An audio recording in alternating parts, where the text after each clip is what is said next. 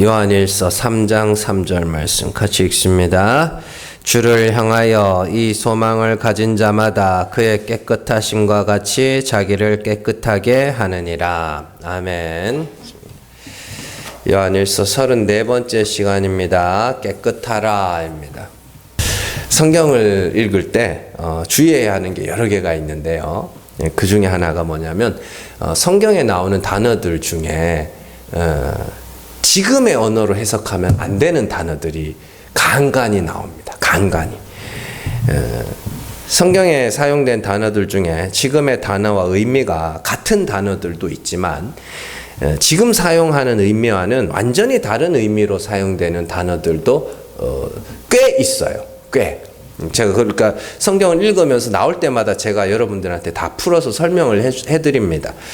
그렇기 때문에 성경을 읽으면서 이렇게 뭔가 좀 안 맞다. 문장의 문맥상 좀 이질감이 드는 이게 뭔 말이지 하는 그런 단어들이 나오면은 이렇게 그 단어가 다른 성경에서 어떻게 사용되었는가를 살펴봐야 됩니다. 가장 대표적인 예 하나만 찾아볼게요. 자, 에스겔서 11장 19절 같이 읽습니다. 내가 그들에게 한 마음을 주고 그 속에 새 영을 주며 그 속에서 돌 같은 마음을 제거하고 살처럼 부드러운 마음을 주어. 아멘. 여기 보시면은 돌 같은 마음 나옵니다. 그리고 이제 살 돼 있는데 고기란 뜻입니다. 살 같은 마음, 부드러운 마음을 준다. 자, 그래서 새 영, 성령이에요. 하나님께서 성령을 주시면 사람이 고기 같은 마음이 된대요. 부드러운 마음이. 돌 같은 마음이 부드러운 마음으로 된대. 그래서 이걸 가지고 목사님들이 이렇게 사람이 성령을 받으면 온유해진다. 부드러워진다. 뭐 이렇게 그렇게도 이야기를 하는데 안 그렇던데요? 자, 여기서 굳은 마음은 뭐예요? 돌 같은 마음은 뭐예요? 돌 같은 마음은 이제 성경에서는 굳은 마음이라고 그러거든요. 부드러운 마음, 고기 같은 마음은 또 뭐예요? 자, 열왕기하 22장 19절 같이 읽습니다. 내가 이곳과 그 주민에게 대하여 빈터가 되고 저주가 되리라 한 말을 내가 듣고 마음이 부드러워져서 여호와 앞 곧 내 앞에서 겸비하여 옷을 찢고 통곡하였으므로 나도 내 말을 들었노라. 여호와가 말하였느니라. 아멘. 부드러운 마음이 뭐예요? 회개하는 마음이에요. 굳은 마음은 회개치 않는 마음이에요. 그러니까 성령이 임하면 마음이 부드러워지는 게 맞죠? 왜요? 성령이 임하면 뭐가 나타나요? 회개하게 되죠. 자신의 죄를 알게 되고 인정하게 되고 자백하게 되는 그런 회개의 역사가 일어나요. 그러니까 그걸 부드러운 마음이라고 해요. 그런데 죄가 있으나 죄가 없다 하며 잘못이 있으나 자신의 잘못을 인정하지도 못하고 깨닫지도 못하는 그 상태가 뭐예요? 돌 같은 마음, 굳은 마음, 성령 받지 못한 자들의 마음입니다. 그러니까 이걸 이렇게 성경을 통해서 풀지 않으면 이걸 어떻게 해석할 거냐고. 자기 마음대로 해석을 하겠죠. 부드러운 마음은 뭐 다른 사람들을 배려하고 이웃을 도와주고 이런 거. 돌 같은 마음, 자기밖에 모르는 그런 마음. 그렇게 해석하지 않겠습니까? 아니면 온갖 좋은 거는 다 부드러운 마음에 갖다 붙일 거고, 돌 같은 마음에 다 나쁜 거 다 갖다 붙이겠죠. 아무거나. 그러니까 이렇게 이런 표현들을 그냥 2026년을 살아가는 대한민국의 언어로 바꾸면 안 되는 거예요. 그렇게 해석하면 안 되고, 그때 당시에 성경이 어떻게 그걸 기록하고 있느냐를 찾아서 그걸 봐야 되는 거죠. 물론 그 일을 하는 게 저 목사 설교자로서 목사가 하는 일입니다. 그게 제가 해야 되는 일인데 여러분들에게 부탁드리고 싶은 것은 확정 짓지 말라는 거예요. 확정 짓지 말라는 거예요. 네? 팔복에 보면 마음이 온유한 자가 나오죠.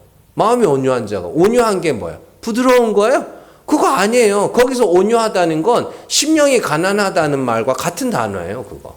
하나님만 바라는 마음. 마음의 청결, 온유, 심령의 가난, 사실은 다 비슷비슷해요. 단어들이. 그래서 온유함이 지면에서 승하였다 하는 사람이 누구였어요? 모세였죠. 모세가 어땠어요? 그 마음이 온전히 하나님께로만 향해 있었죠. 그게 온유예요. 하나님만 바라. 그 모세가 성격이 어떻게 부들부들했어요? 완전히 성격 더러웠잖아요. 자기 보고 자기 편 안 되고 막 죽여버리고 막 열받는다고 막 반석 내리치고 막 그랬다고요. 막 하나님한테 이거 돌판 받아와가지고 막 무상수명 안 하면 뒷깨쁘고 막 죽여라 막 이러고 그렇다고요. 그럼 별로 안 온유해요. 그렇게 보면 지금의 언어로 그걸 설명하니까 그러는 거죠. 그런 겁니다. 그래서 저거가 여러분들이 그러니까 다른 데서 어디 가가지고 뭐 설교 듣고 와가지고 이 단어는 이런 뜻이다 이렇게 확정 지어버리면요, 그걸 아무리 그거 아니고 이거라고 성경을 통해서 이걸 찾아주고 해도 에이 그거 아닌데 이러고 있는 거예요. 그럼 미치는 거예요. 사람 돌아버리는 거예요. 그러니까 단어의 뜻을 함부로 상상하지 마시라고. 모르면 그냥 모른다고 하고, 헷갈리면 헷갈린다고. 이렇게도 생각할 수 있구나. 이렇게 해야지. 그래야 저 같은 사람들이 진짜 단어 하나까지 연구를 해가지고 가르쳐 드릴 때 그걸, 그렇지, 이거지라고 이해가 되는 거지. 이거야. 부드러운 마음은 이거야. 라고 딱 확정 지어 놓고, 그래가지고 막 옆에서 막 열왕기하 이런 말씀 찾아가, 이 부드러운 마음 봐. 이게 이 회개하는 마음을 부드러운 마음이라. 에이, 이거. 뭐 지금 또 어떡하나. 그러면 안 되지. 그죠? 자, 오늘 말씀을 잘 이해하기 위해서는 두 단어를 잘 이해해야 됩니다. 첫 번째 단어가 깨끗함이라는 단어입니다. 오늘 말씀에 한번 보세요. 상점 3절 보면 어떻게 해요? 그의 깨끗하심과 같이 자기를 깨끗하게 하느니라. 이렇게 되어 있습니다. 이 깨끗함이라는 단어예요. 그러면 깨끗하다는 게 뭐예요? 죄가 없는 상태를 이야기하는 거예요? 네? 아니에요. 성경에서 깨끗함이라는 단어는 그냥 한 곳을 바라는 상태, 그 상태를 가리키는 단어에 가깝습니다. 정확하게 결론부터 말씀드리면 하나님만 바라고 있는 상태를 깨끗함이라고 이야기를 합니다. 그래서 성경에는 마음이 깨끗한 자들만 여호와의 산, 하나님 나라에 들어갈 수 있다고 이야기를 해요. 시편 24편 3절에서 6절 말씀 같이 읽습니다.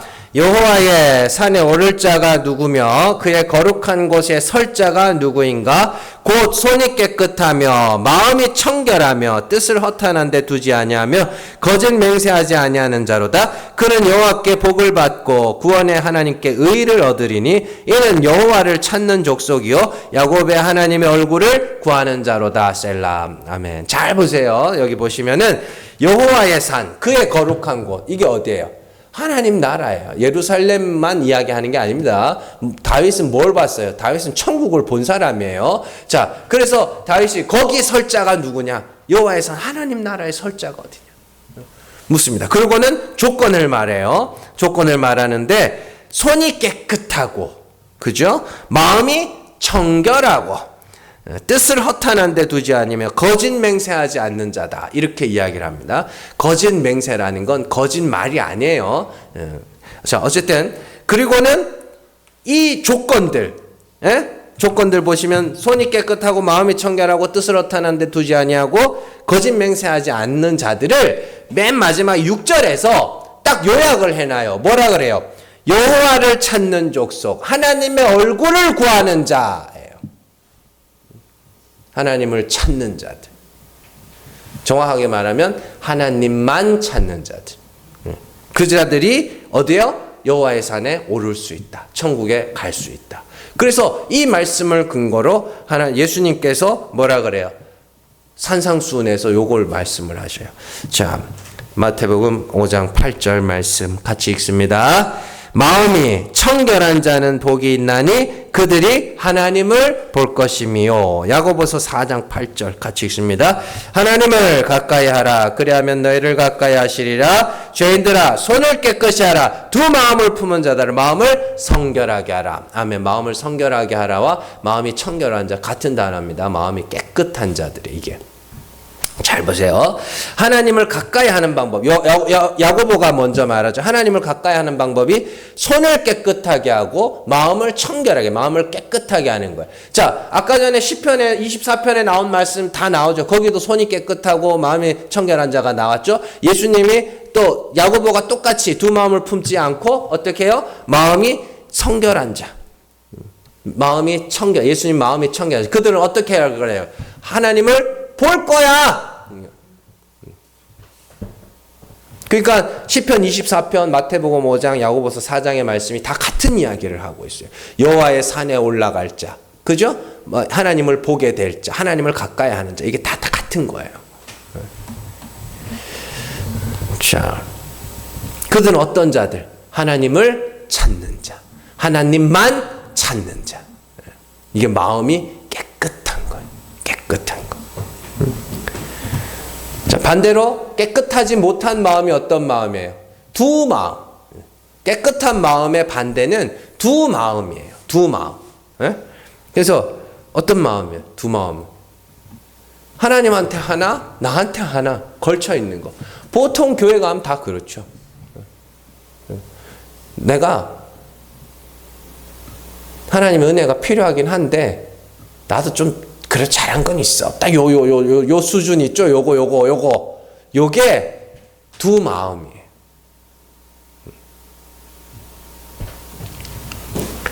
자, 그래서 시편의 말씀과 마태복음과 야고보서로 이어지는 말씀을 토대로 깨끗함이라는 단어를 딱 정리를 하면 그 마음이 하나님께로만 향해 있는 상태. 이 상태를 깨끗함이라고 이야기를 합니다. 자, 두 번째 단어는 소망이라는 단어입니다. 소망. 소망이라는 단어인데 이 소망이라는 것이 바란다 이렇게 쓰입니다. 엘피조 이렇게 단어. 엘피스가 막 명사형이고 엘피조 이러면 이제 바란다 이런 뜻입니다. 근데 사도 바울이 소망이 우리의 구원을 소망으로 얻는다고 이야기합니다. 소망으로. 자, 로마서 8장 24절 말씀 같이 읽습니다. 우리가 소망으로 구원을 얻었으며 보이는 소망이 소망이 아니니 보는 것을 누가 바라리요? 뭘로 구원을 얻었대요? 소망으로. 로마서 3장에서는 뭘로 구원을 얻대요? 믿음으로. 어떻게? 와, 그럼 믿음도 있어야 되고 소망도 있어야 되고 두 개 다 있어야 되는 거예요? 아니, 같은 거예요. 같은 거예요. 믿음은 뭐예요? 하나님이 죽은 자를 살리시는 이 심을 믿는 거죠. 그러면 내가 그런 하나님의 심을 믿고 뭐예요? 죽었어요. 그리고는 뭐에게? 하나님에게, 하나님 죽은 자를 살리신 하나님에게 소망을 두고 있는. 그래서 내가 믿었다는 것 자체가 뭐예요? 죽었다는 것이고, 죽었다는 것은 하나님께 소망을 두고 죽은 거니까. 그 소망으로 구원을 얻었다, 믿음으로 구원을 얻었다 같은 거예요. 그런데 여기서 뒤에 말씀, 보이는 소망이 아니니 보는 것을 누가 바라려? 이게 뭔 말일 것 같으세요? 이게 중요한데요. 여러분들, 소망이라는 것은요, 둘밖에 없어요. 하나님께 소망을 두느냐, 나에게 소망을 두느냐. 그러면 소망은 보는 소망, 보는 것 뭐예요? 나. 사람이 자기에게 소망을 두는 거예요. 그래서 소망이 있느냐 없느냐의 문제가 아니라 그 소망이 어디를 향해 있느냐의 문제예요. 너의 소망이 하나님께 있느냐, 너에게 있느냐. 이게 두 마음과 같은 거예요. 내가 내 의와 행위를 가지고 구원에 이르려고 하는 자들은 그 소망이 자기를 향하여 있고, 내게는 내놓을 의가 없이 하나님이 불쌍히 여겨주심만을 바라는 자들은 그 소망이 하나님께 있는 거예요. 그렇기 때문에 소망이라는 것은 여호와 하나님만 의지하는 상태, 여호와 하나님의 긍휼만을 바라는 상태를 소망이 하나님께 있다라고 이야기를 합니다. 시편 78편 6절에서 8절 말씀 같이 읽습니다. 이는 그들로 후대 곧 태어날 자손에게 이를 알게 하고 그들은 일어나 그들의 자손에게 일러서 그들로 그들의 소망을 하나님께 두며 하나님께서 행하신 일을 잊지 아니하고 오직 그의 계명을 지켜서 그의 조상들 곧 완고하고 패역하여 그들의 마음이 정직하지 못하며 그 심령이 하나님께 충성하지 아니하는 세대와 같이 되지 아니하게 하려 하심이로다. 아멘. 이 시편의 배경이 아삽의 시인데 출애굽한 이스라엘 백성들을 위하여 지은 시입니다. 이 말씀을 보면 이스라엘 자손들에게 뭐라고 그래요? 그 소망을 하나님께 두어.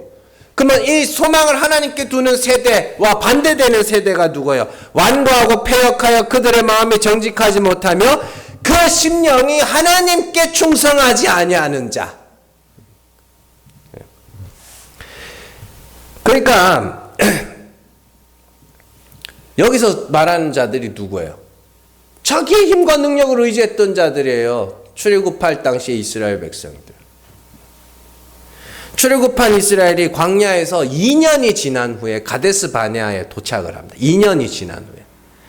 자, 그리고 그때 하나님은 내가 이 땅을 너희 앞에 두었으니 너희는 가서 그 땅을 차지하라. 내가 너희 앞서 싸울 것이다. 이렇게 말씀을 하셔요. 하나님께서. 내가 싸우겠다 그랬어요. 하나님이. 내가 싸울 테니까 가서 그냥 앞에 놔뒀으니까 차지만 해. 그래요. 그런데 그들이 거기서 하나님이 한 말씀 더 하셔요. 두려워하지 말고 주저하지 말아라 그래요. 그런데 이스라엘 백성들이 거기서 하나님을 신뢰를 하질 않아요. 그래서 우리 정탐꾼 한번 보내봅시다 그래요. 저는 이게 성경을 진짜 다시 읽고 또 다시 읽고 해야 되는 게 저는 하나님이 보내라 한 줄 알았거든요. 그거 아니더라고요. 네. 자기들이 하나님은 주저하지 말고 올라가라 그랬어요. 근데 자기들이 우리 정탐 한번 해봅시다. 그래서 보내요. 모세가 그 일 때문에 못 들어가요. 그 일 때문에. 물론 무리바 일 때문에도 못 들어가지만 신명기 보면 나옵니다. 그것 때문에 못 들어간다. 자, 어쨌든 그렇게 정탐꾼을 보내고 왔습니다. 좋은 땅 맞아요. 좋은 땅은 맞는데 아이고 이거 가만히 봤더니 그 땅에 사는 사람들이 너무너무 크고 장대한 사람. 성벽도 너무 크고 견고해. 도저히 이길 수가 없을 것 같아요. 근데 그들이 뭘 간과하고 있었어요? 하나님을 간과하고 있었죠. 그들의 소망이 어디 있었으니까? 자기에게 있었으니까. 자기의 힘과 능력으로 그 땅을 차지하려고 하는 상태를 소망이 누구에게? 자기에게 있다고 하는 거예요. 소망은 누구에게 있어야 되는데? 하나님에게 있어야죠. 그래서 하나님이 몇 번 하고 말했잖아요. 너 앞에 두었으니까 가서 차지해라. 내가 네 앞서 싸울게. 두려워하지 마라. 주저하지 마라. 올라가면 네 거다. 말씀을 하시는데 소망을 하나님께 두지 않아요. 그들을 완고하고 패역하여 그 마음이 정직하지 못하고 그 심령이 하나님께 충성되지 못한 자들이라고 이야기를 합니다. 그래서 하나님은 어떻게 하셔요? 다 죽이셔요. 자, 신명기 1장 38절에서 39절 말씀 같이 읽습니다. 내 앞에 서 있는 눈의 아들 여호수아는 그리로 들어갈 것이니 너는 그를 담대하게 하라. 그가 이스라엘에게 그 땅을 기업으로 차지하게 하리라. 또 너희가 사로잡히리라 하던 너희의 아이들과 당시에 선악을 분별하지 못하던 너희의 자녀들도 그리로 들어갈 것이라. 내가 그 땅을 그들에게 주어 이 산업이 되게 하리라. 아멘. 선악을 분별하지 못하는 어린아이, 이 이중적인 단어가 있습니다. 이중적인 의미가 그 안에 있습니다. 사람의 눈으로 보기에 이 어린아이들은 아무것도 알지 못하고 아무것도 할 수가 없어요. 그죠? 아무것도 갖지 못했어요. 어떤 능력도 없어요. 그래서 이들은 뭐밖에 못해요? 하나님을 의지할 수밖에 없어요. 그래서 하나님이 그들만 남겨놓겠다. 그러면 38년 동안 하나님께서 이 이스라엘 군사들, 이사들은 뭐 하는 사람? 나름대로 할 수 있는 게 있어요. 나름대로 할 수 있는 게 아니라 나름대로 할 줄 아는 게 있어요. 그러니까 뭐 해요? 자기들이 하려고 그래요. 그래서 하나님은 광야에서 자기에게 소망을 두고 있는 이스라엘 군사들을 싹 다 죽이셔요. 신명기 2장 14절에서 15절 말씀 같이 읽습니다. 가데스 바네아에서 떠나 세렛 시내를 건너기까지 38년 동안이라. 이때에는 그 시대의 모든 군인들이 여호와께서 그들에게 맹세하신 대로 진영 중에서 다 멸망하였나니 여호와께서 손으로 그들을 치사 진영 중에서 멸하신 거로 마침내는 다 멸망되었느니라. 하나님이 마침내 다 멸망되었대. 38년 동안 마침내 그들, 자기에게 소망을 두고 있는 자들을 마침내 다 죽여버려. 결국. 그러니까 38년 동안 돌리신 이유가 뭐예요? 요것들 죽이려고. 자기에게 소망을 둔 자들을 죽이려고. 그래서 선악을 분별하지 못하고 아무것도 할 줄 모르는 어린 아이들만, 하나님만 의지하는 자들, 하나님밖에 의지할 수밖에 없는 그 자들만 남겨놓고, 하나님께 소망을 둔 자들만 남겨놓고 나머지 싹 다 죽여버리는. 마침내 기다리고 몇 년 동안, 38년 동안 하나님이 뭐 하신 거예요? 기다리신 거예요. 다 죽을 때까지. 그리고 뭐야? 때가 됐다. 이제 때가 됐다. 이제 이 아무것도 알지 못한, 선악을 분별하지 못하는 어린 아이들, 이 하나님 아니면 아무것도 못한 이 어린아이 같은 자들만 데리고 들어가시는 거예요. 왜요? 그들에게는 소망이 누구에게 있으니까? 하나님께 있으니까. 그러니까 할 줄 아는 게 많으면 뭐 하는 거예요? 하나님을 소망할 수가 없게 되는 거예요.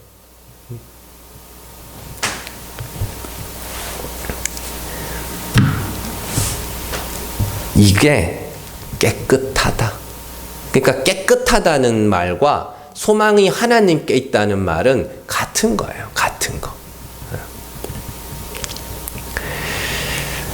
자,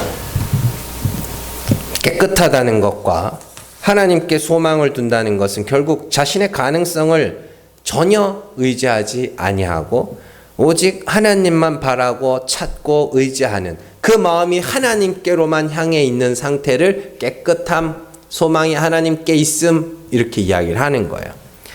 자, 오늘 말씀에서 요한은 주를 향하여 이 소망을 가진 자마다 그의 깨끗하심과 같이 자기를 깨끗하게 하느니라, 이렇게 되어 있습니다.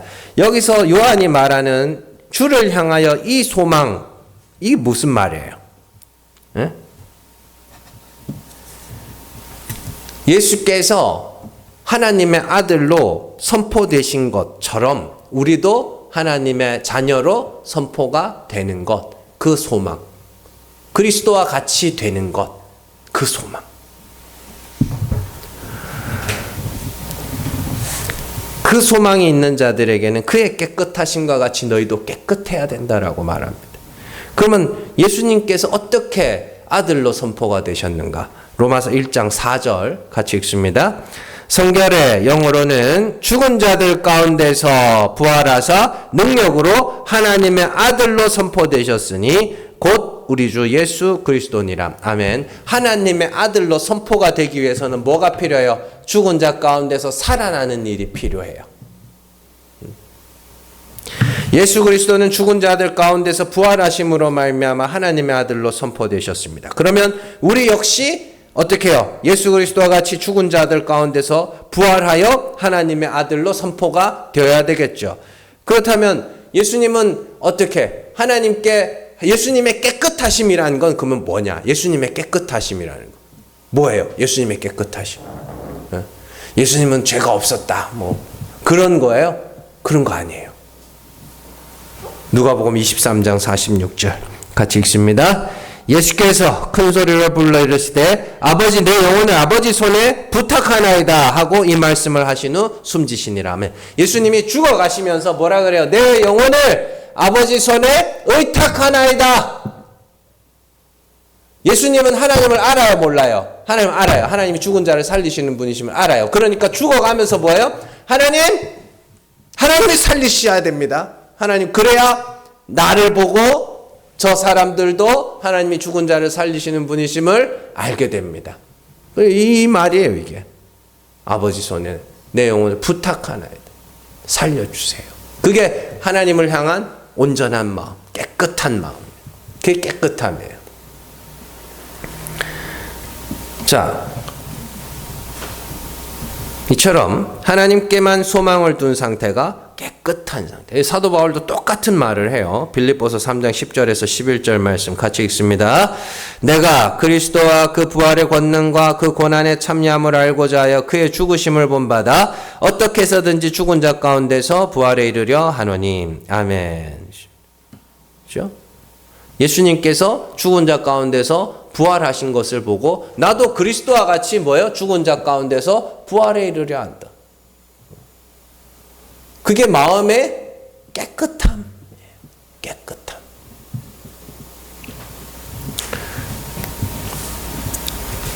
그러니까 우리가 죽어야 돼요. 내 죄와 허물들을 인정하고 나는 이거 했고 저거 했고 좀 그런 유치한 싸움은 이제 안 해야 돼요. 네가 잘났니 내가 잘났니 되게 이렇게 애들 싸움이나 어른 싸움이나 다 비슷비슷하더라고요. 보니까 좀 어른 되면 달라지니까 다 비슷해요. 네가 했잖아. 니도 했잖아. 애들이 똑같잖아요, 그죠? 제가 먼저 놀렸어요. 제가 때렸어요. 근데 내가 죄인이 돼버렸어. 내가 죄인입니다. 내가 잘못했습니다. 내가 율법 전체를 어긴 자처럼.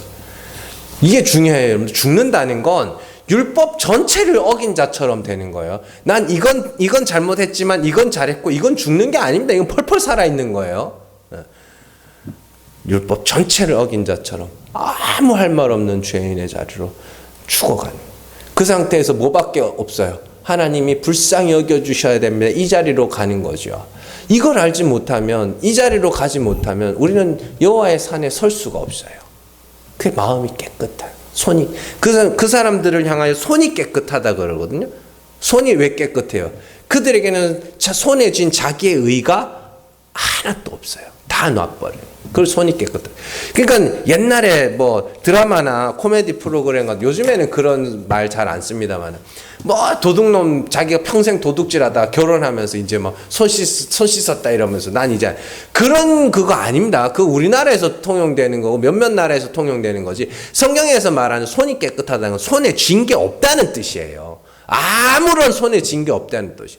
빈손 들고 앞에가 나오잖아요. 찬송가에도 나오잖아요. 빈손 들고 앞에가 십자가를 붙는다고. 그 빈손이 뭐겠냐고. 그 빈손이 내 의가 없다는 소리예요.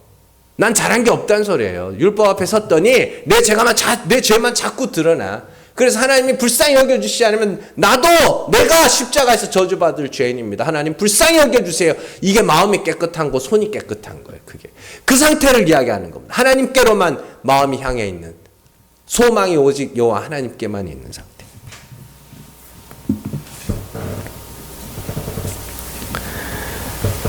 자, 그럼 이제 중요한 게 그거예요. 그럼 우리가 나가야 될 방향은 이제 알았죠? 싹 다 비워내야 되는 거죠. 자, 그런데 이게 우리 스스로 깨끗하게 할 수 있는가? 이게 참 골치 아픈 건데. 여러분들 보고 깨끗하게 되세요. 여러분들의 마음을 깨끗하게 하세요. 여러분들이 소망을 여호와 하나님께 두세요. 여기서 설교가 끝나버리면 어떤 현상이 생기냐면, 그래 내가 마음을 하나님께만 둬야지. 그리고 마음을 하나님께 막 두면서 뭐라 그러냐면, 난 하나님께 마음을 둔 사람이야. 그러면서 또 자기를 높여요. 뭔 말인지 아시겠어요? 그러니까 설교자가 이렇게 하세요라고 겉면으로 끝내버리면 여러분들은 어떻게 해요? 내가 해야지라고 해놓고 그걸 갖고 또 자기를 높여. 얼마나 심오한지 아세요? 기독교라는 게 그런 마음까지도 다요. 그래서 우리는 우리 스스로의 마음을 깨끗하게 할 수가 없어요. 하나님이 해나가시는 거예요. 그래서 하나님에 의해서 마음이 깨끗하여진 자들은 난 마음이 하나님께로만 있는 사람이야 막 이러면서 그따구 짓거리를 못해요. 아무 할 말이 없어요. 할 말이 없어져. 자, 아까 전에 우리가 이스라엘 백성들 38년 동안 하나님 마침내 그들을 다 죽이셨더라. 그 말씀 봤잖아요. 그죠? 그래서 그 38년 동안 그 이스라엘에 자기에게 소망을 둔 자들을 죽인 분이 하나님이시죠. 그러면 이스라엘을 깨끗하게 하신 분이 누구예요? 하나님이시죠. 똑같습니다. 우리를 깨끗하게 하실 분들, 우리의 손에 쥐고 있는 나의 의를 싹 다 털어내실 분은 여호와 하나님. 풀은 마르고 꽃은 시들게 하실 때, 풀이 마르고 꽃을 시들게 하실 때 여호와의 기운이 뭐예요? 성령이라 그랬죠. 성령을 불어 우리의 풀이 마르고 꽃을 시들게 하실 분은 하나님이세요. 우리 보고 하라 그러지 않아요. 다만 내가 어떻게 일하는지를 가르쳐 주시는 거예요. 하나님이 택하신 자들에게 어떻게 일하시는지를 가르쳐 주신다. 그래서 우리가 그런 일들을 겪을 때에 이건 하나님이 하시는 일이구나라는 걸 인식하도록. 야고보서 5장 1절에서 3절 같이 읽습니다. 들으라 부한 자들아 너희에게 임할 고생으로 말미암아 울고 통곡하라. 너희 재물은 썩었고 너희 옷은 좀 먹었으며 너희 금과 은은 녹이 쓸었으니 이 녹이 너희에게 증거가 되며 불같이 너희 살을 먹으리라. 너희가 말세의 재물을 쌓았도다. 아멘. 자, 잘 보세요. 너희에게 임할 고생. 여기서 고생이라는 건 재물 썩고 옷이 좀 먹고 금과 은이 녹 쓰는 이게 이제 고생입니다. 그런데 임할 고생이래. 누구로부터? 하나님으로부터. 왜요? 말세의 재물을 쌓았기 때문에. 말세가 뭐라 그랬어요? 예수께서 혈과 육을 입고 이 땅에 오셔서 마지막으로 어떻게 해요? 그 아버지가 어떤 분인지를 나타내신 그때가 말세. 그래서 예수님이 오셨을 때가 이미 말세라 그랬어요. 자, 그렇게 말세가 됐어. 하나님이 어떤 분인지 이제 그리스도로 말미암아 나타내셨고 증명까지 하셨어. 하나님이 어떤 분인지 이제 다 알게 됐어요.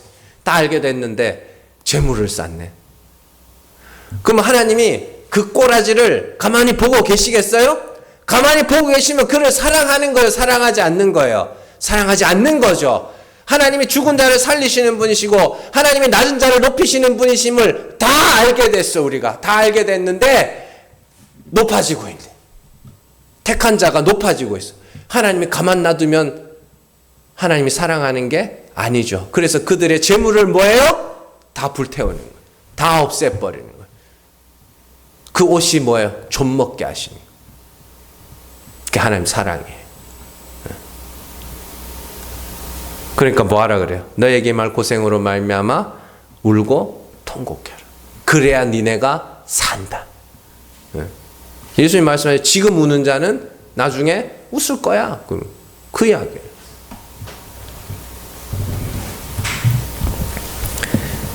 죄 없다 하는 자들의 죄를 들추실 것이고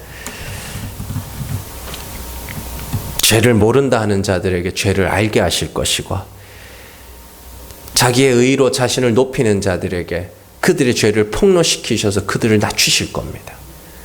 하나님이 그렇게까지라도 해서 뭐 하는 거예요? 자기에게 소망을 두고 두 마음을 가진 자들의 마음을 깨끗하게 하셔서 하나님만 바라보게 하실 겁니다. 여호와 하나님께만 소망을 두는 자로 만들어 가실 겁니다. 그 일들이 여러분들에게 일어나고 그 일들이 여러분들에게 닥쳐올 때에 하나님이 나를 사랑하시는구나. 너에게 말 고생으로 말미암아 기뻐하라 그럽니다. 무슨 고생이 많은데 기뻐요, 그죠? 너에게 말 고생, 너에게 말 불시험, 너희를 연단하려고 오는 불시험으로 말미암아 기뻐하라. 왜요? 그게 하나님이 너희를 사랑하는 증거니까. 너희를 높이시기 위하여 낮추시는 거니까. 너희를 살리기 위하여 죽이시는 거니까.